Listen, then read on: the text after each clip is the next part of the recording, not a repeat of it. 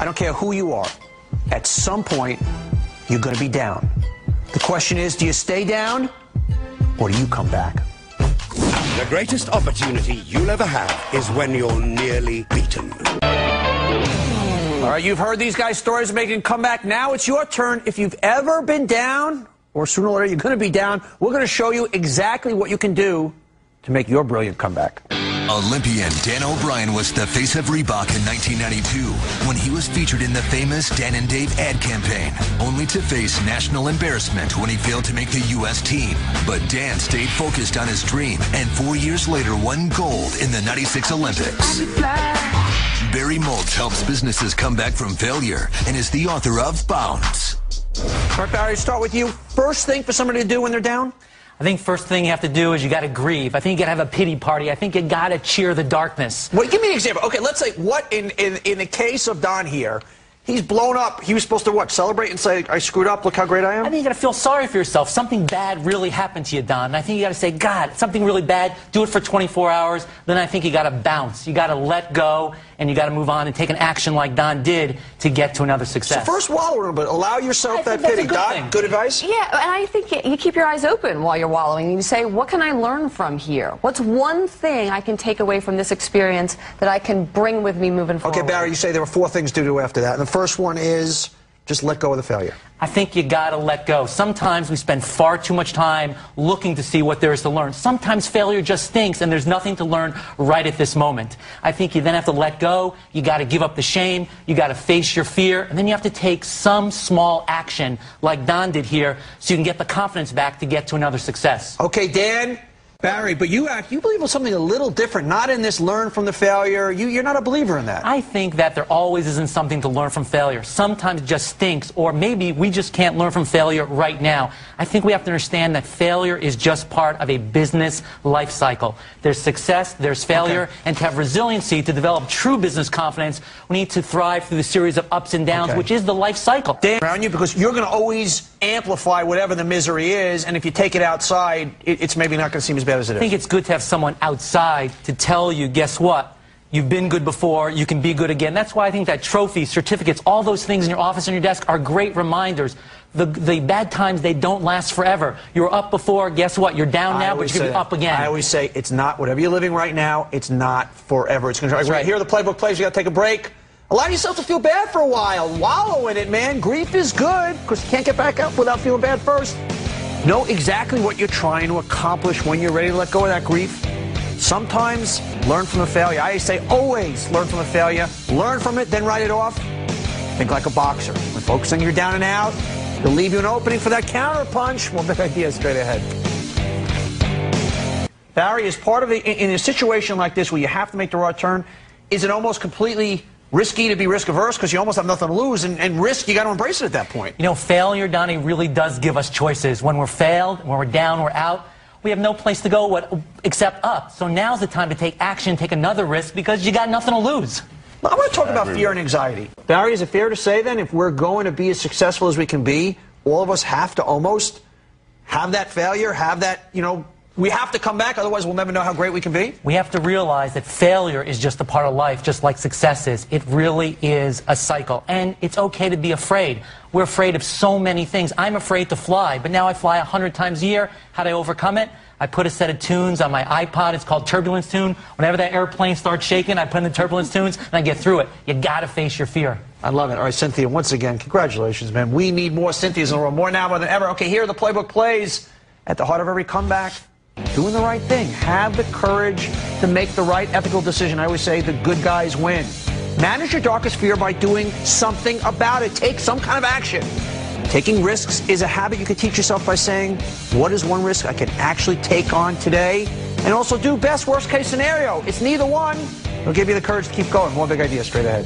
And how can they teach you a new trick in the art of a comeback? You have to ask yourself, what got me here? How did I get to this place?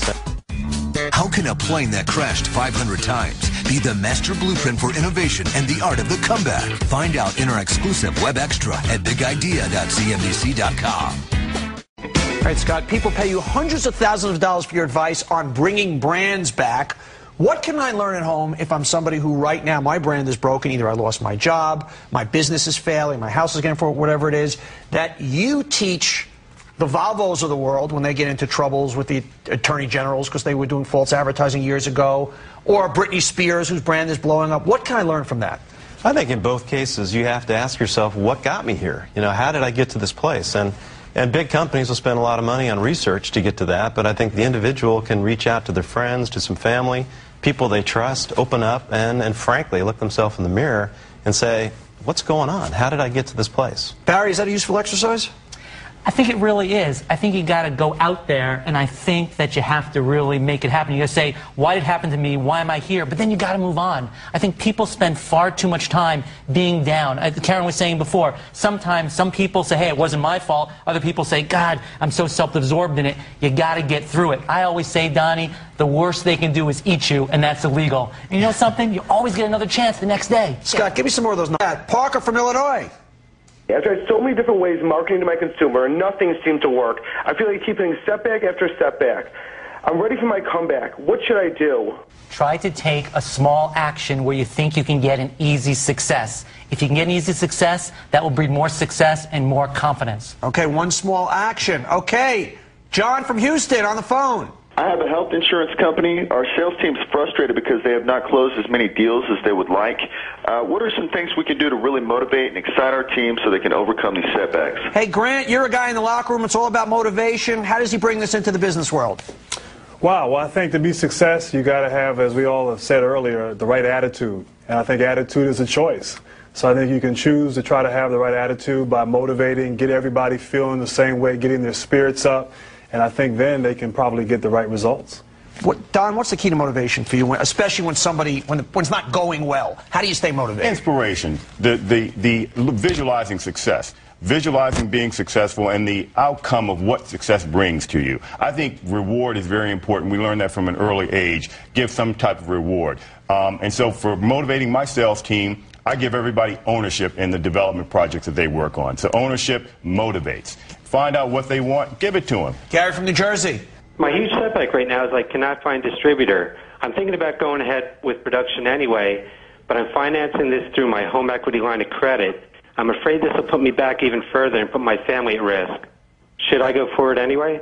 Barry, this is a guy who's embracing risk in a tough situation. You're nodding your head no, though. No, I think you have to find a distributor. You know, just because you build it doesn't mean people will come. You got to find someone that's going to sell your product before you make the product. So I would wait until you can get out in the market. Nathan from D.C. I have this huge setback. I put all my money, all my time and effort into this idea. I know it works, but I have no money left, and I need help. I have no idea what to do. Don, I mean, guys put it all on black. What does he do? You got to go. There's always going to be money for a good deal. You just got to keep looking for that money. Find people. Go to your friends. Go to business associates. Go to people and tell them about your idea. Promote your idea. Call the Washington Post or the Uptown Citizen in Washington, D.C. Tell them about your idea. Get that idea out there. You got a good idea, a good product, you'll find somebody who will buy it or will put money into it. So from California. I have this amazing company that I poured my heart and soul and every resource I have into it, and we have been unable to secure the financing to move to the next level. And this is the biggest setback I've experienced so far. And we're looking at this point at closing up shop. Is this something I can come back from? Barry. The question is, can you scale it back? Can you morph it into something else? There's many ideas, or many businesses start over here and become something else. Is there a kernel of your company that you can get small and then move it forward? Okay, final playbook is next. Barry, playbook. Set patient interim goals. Small successes are going to give you the renewed confidence in order to meet your large visions. Cynthia. Yeah, use it as an opportunity to step back and reevaluate your life, and don't be afraid to break out, go in a different direction, take a risk, and don't let your fears hold you back. Grant, final playbook on coming back. Yeah, no matter what, you have to believe. You have to believe in yourself. You have to believe that you're capable, that even though you've had this setback, you still can be successful and you still can overcome. My final play, the word snapshot. No matter how bad it is, it's only a snapshot in time. There's always tomorrow. We'll see you next time.